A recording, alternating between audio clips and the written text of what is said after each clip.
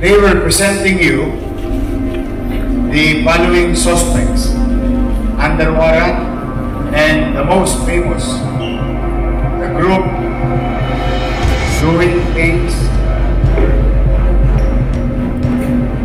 committed crimes against property in the city. Sikat na sikat to.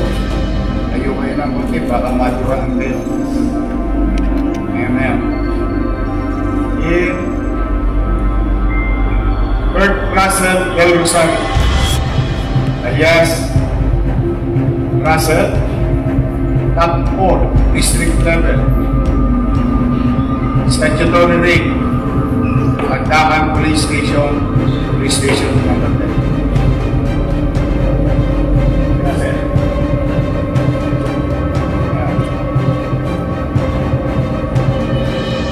Russell, may arrest warrant, criminal case number R-MNL-MNR-04220-22-CR issued by Honorable P. Maria Barrias, Class H, Presiding Judge, Family Court, Branch 6, Manila, dated June 25. No bail recommended.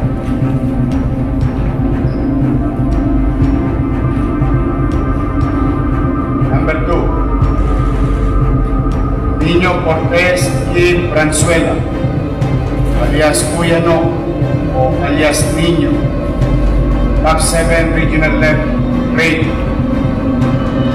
District Police Intelligence Operation Unit, DPIOU, under the, again, supervision of General Bad.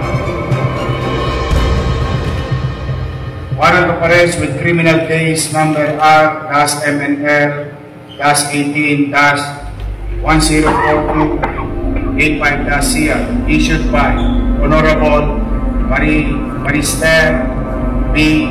Verdana, Presiding Judge, Regional Trial Court, Branch 14, Manila. No bail recommended. Another arrest, Jaco de la Cruz, Santa City.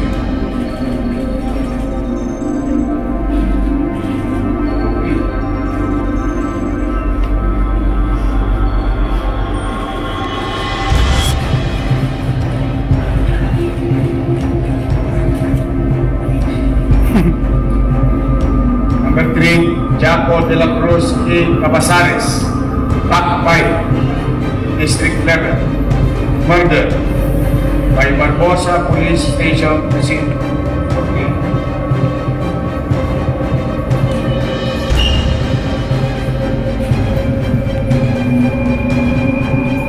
Warrant of arrest issued by Honorable Barry Boy Ariola Salvador, Presiding Judge, General Trial Court, Branch 185, under criminal case number R-RMNL-25-05-268-CR. No bail recommended.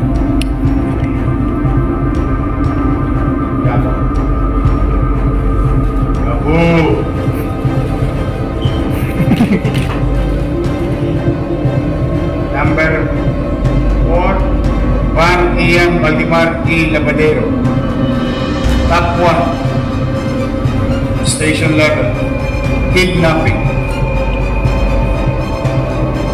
Mataya Santa Cruz Police Station, Scene number 3. Arrest warrant issued by Honorable Isagani Gomez Calderon, Presiding Judge of the Regional Trial Court, First Judicial Region, Branch 8, La Trinidad, Benguet. Dalit-salita po ito'y nagtago sa Maynila. Dito po namahay. No bail recommended.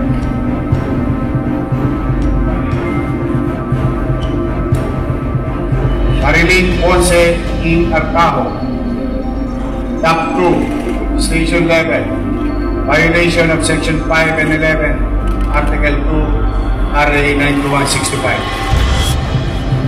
Sabihin na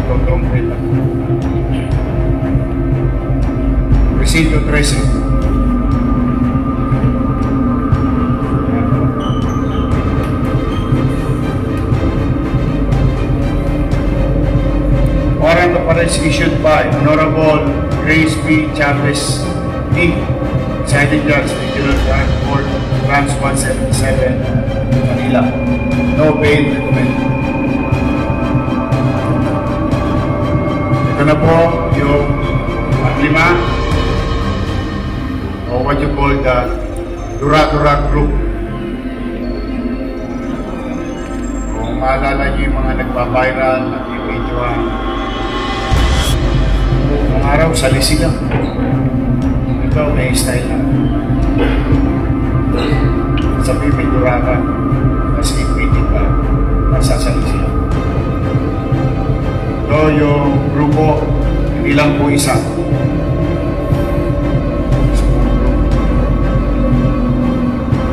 Arrest. Rafi Boy de Dios Sea.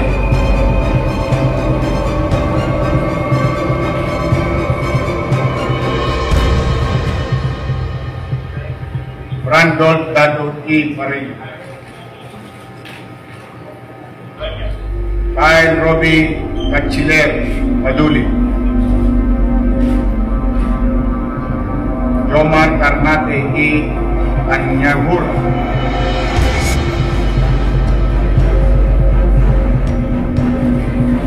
Danilo Rosales E. Mojica.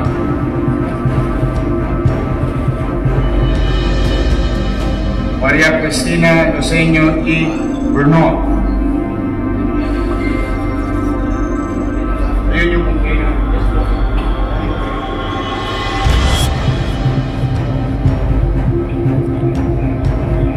Ayan, lima. Bago durani ko yung box. Ito, may complaint. Na sa basura niya. Basta pa, nagkakaroon ngayon ng maraming insidente sa Maynila. Snatching, yan, sa Lise. Araw, pakulog namin niya sa Lise. O kaya, budol. Budol.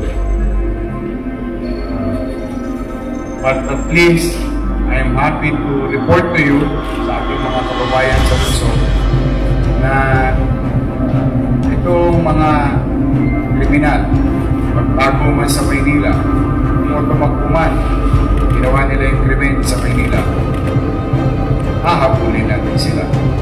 At yung mga crimes against property, katulad ng halimbawa, may isang lumapit dito sa harap, ay nahanap niya, nagpakasyon lang yung pamilya, balik nila kung sa yung bahay. So, rest assured to our people in the city of Manila, in our own little way, through the leadership of General Abad and the men and women uniform personnel of the city police or Manila Police District or Philippine National Police, we'll do our best. If we can prevent them, I think yun, gold medal. But if we cannot prevent them, we assure you, mamamatay sila ng kuyak or walang gulo. Yun ay kamamatay. Kaya hindi kami ibigay hanggang hindi sila napasa sa ilalim o napapapanagot sa mata ng batas at binigay namin sa Oscar o para masabi ko sila yung may kasalanan wala. But for the meantime, we assure you, kami magpapahinga, lalo na nag-uusap na kami ni General Abad kahapon pa rin doon sa lakas ng mga maraming sarado negosyo. Alam mo yung mga Colombians, mananamantala yan. Style yan. Kaya naintindihan niya dahil sila ang labat sa Maynila. Masampasan niya rin naman. So, now we're within the way. Ano kami? Anong gawin natin? Panagutin natin sila. Yan po yung Dura-Dura Gang. kahit ano pang pangalan ninyo sa mga group ninyo, mga sarili ninyo, you are not welcome in the city. Our people deserves better things. Our people deserves to have a peaceful community. Panatag na po. As we committed to our people. At hindi kami mangingiming na iparada kayo ng iparada rito.